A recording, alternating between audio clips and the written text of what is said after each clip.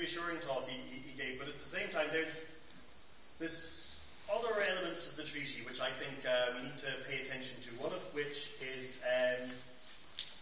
balancing the budgets is one thing. We all in our households and our businesses, we try to balance the budgets. As often as we can, we balance the budgets. Now, sometimes we need to borrow money to invest in the future. At the moment, that seems like a hard thing to do in Ireland, because at the moment we're borrowing money to pay off bank debt, which I think we're all aware of is a very poor way to spend money. If we could spend money on railway fees or school buildings or something like that, that would be a better way for us to spend our money.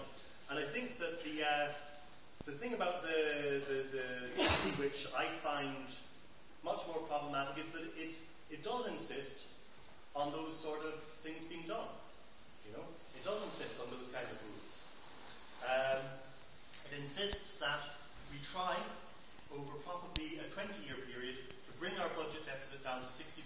And I know these rules have been ignored in the past, but as far as I can tell from the treaty, they will be enforced in the future. Not immediately, not until we're out of the recent bailout, probably not until around 2015 or maybe even 2018. You hear various reasons for it, but it does appear that the treaty would require that in the future we spend sizable amounts of money paying down the debt, paying down old debt. Now, I won't spend too much time in fulminating over the fact that there's around 70 billion of that debt that we have built up in Ireland, of the 170 billion that we owe, that is owed to that is due to the bank bailout, which is a problem. I won't mention either, the 30 billion that we may also have to pay to Anglo-Irish Bank over the next 10 or 15 years, because that would be more debt that we'd have to get on again. But just to point out how bad an idea that is. I mean, if you are in a farm or an enterprise, or you're running any kind of a business, and you have a certain percentage of your workforce are unemployed, things are going downhill all the time, what do you want to do? Do you want to spend more time paying off old debts, or do you want to invest? Do you want to invest in the future? If we could invest the kind of money that they want us to pay down on our debts year after year after year, I think we could start the economy going again. The rules may work for Germany, the rules may work for France, they've been working for them for ages, but I think that they don't necessarily work for Ireland, and that's the thing. Seamus drew attention to the problem of the monetary problem, which is the nature of the euro. The euro was great at first, everybody loved the euro, you could go and spend euros in France and Spain, it was great. And we also got loads of cheap money coming in, as in loans at low interest, and that seemed great for a while, but now it's not so great.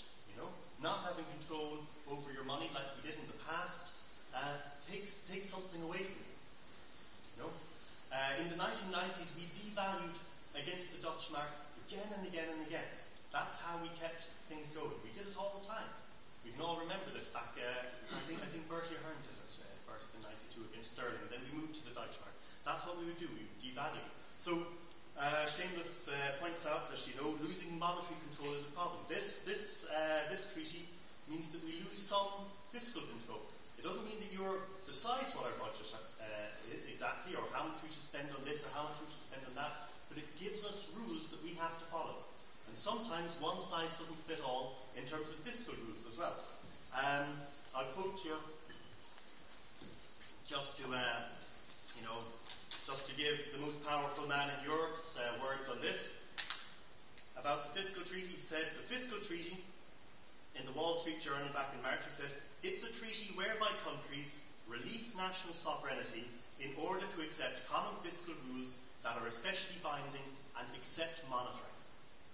That's Mario Draghi, President of the ECB, and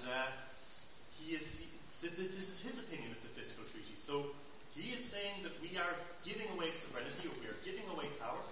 We are accepting rules that are binding, so these rules would be applied now, and we also accept monitoring. We have this here in Articles 5 and 6 of the treaty. The implementation of the programme and yearly budgetary plans consistent with it will be monitored by the Commission and the Council. So people will be monitoring what we do to make sure that we do it right. I'm not sure whether we feel this is a good thing or not. Especially if we wanted to not constantly pay down our debt, but attempt to stimulate the economy into growth. Now, the question about growth is very vexed, because it's very difficult to make an economy grow.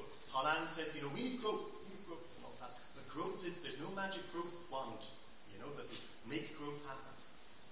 But what I would say about the fiscal treaty is that there has been a recent study done by the International Macroeconomic and Economic Institute based in Germany, and it suggests that under the fiscal treaty, the growth rate for the considerable future, the foreseeable future, for France will be halved, for Ireland will be halved, for Italy it will go from growth into recession again, and for Germany it will be more or less the same.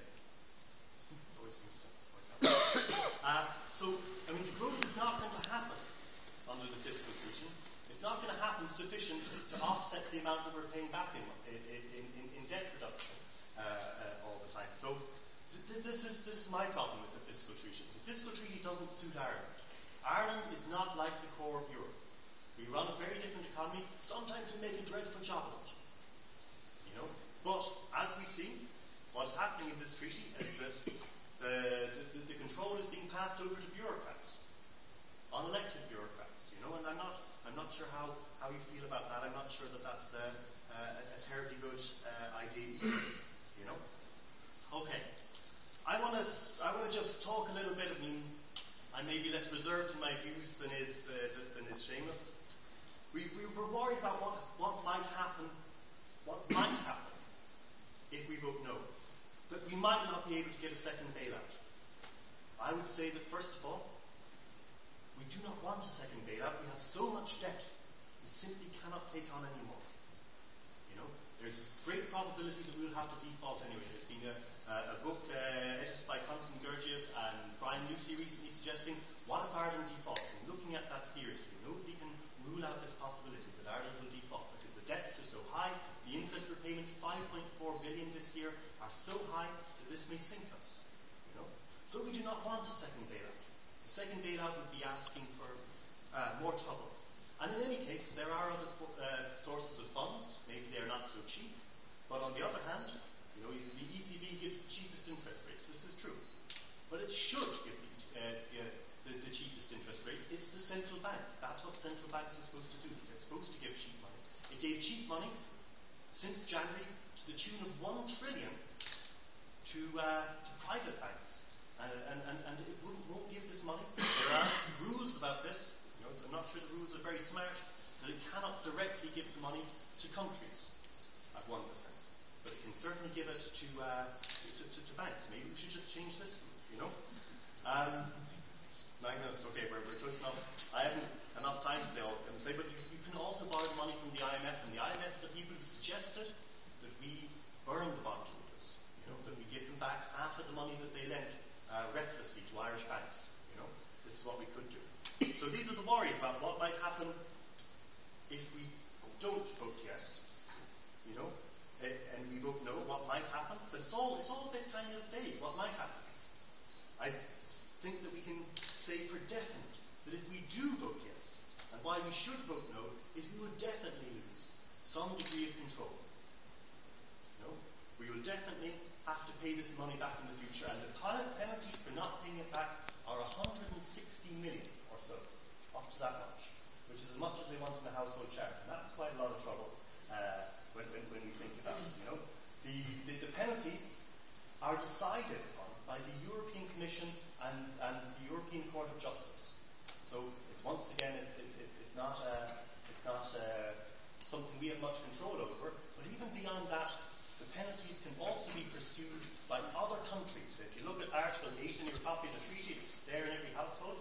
In Article 8, it says that if one of the contracting party feels that another contracting party has not followed the rules,